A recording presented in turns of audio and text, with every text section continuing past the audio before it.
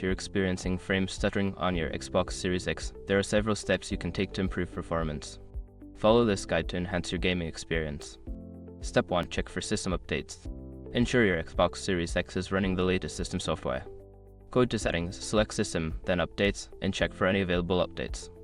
Installing the latest updates can fix bugs and improve performance. Step 2. Clear cache.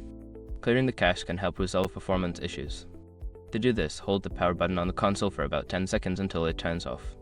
Unplug the power cord for a minute, then plug it back in and restart the console.